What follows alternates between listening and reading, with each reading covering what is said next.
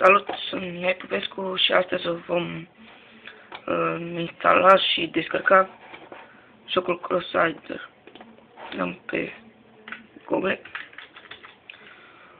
Acum am dat aici pe Google Pirate Play. Dăm aici. Intrăm, este primul videoclip. Sper să fie bun. Stronghold Crusader. Vedeți, dați pix aici, Stronghold Crusader. Dăm Enter. Aici este descărcată, cred că v-ați dat seama. Alegem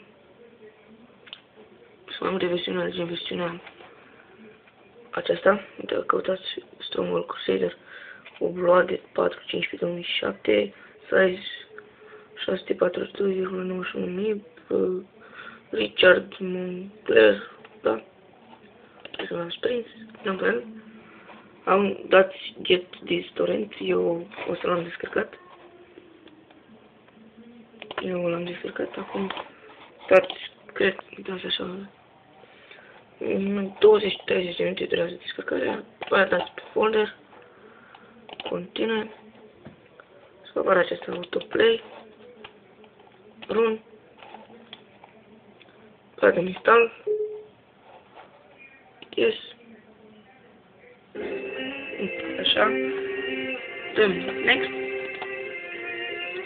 știți dacă doriți acestea, dacă nu, eu nu știți cine este aici, unde doriți să-l instalați în C, D, E, H, eu o să-l instalez în net, până next, și aici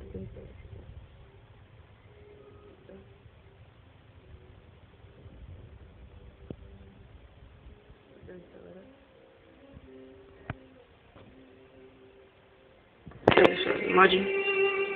Cred că este un joc foarte mișto.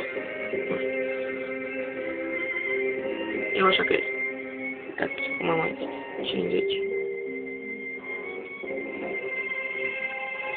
Și aici mai bine. Am început la 2 minute.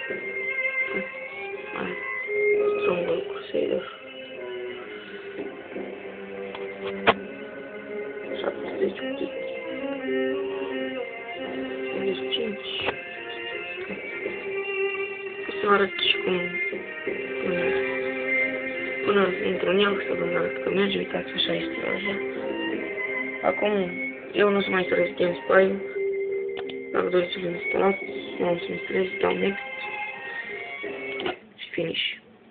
Da, acum așa o să arate, dați play și am intrat.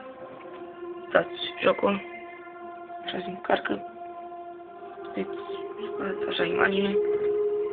Deci, v-am arătat cum se instalează Stronghold Crusader. Este un joc foarte bun. Toată grafică, foarte frumoasă. Mai jumătate? Ha? Nu m-am uitat. Greetings, sire. The desert awaits you. Și am terminat.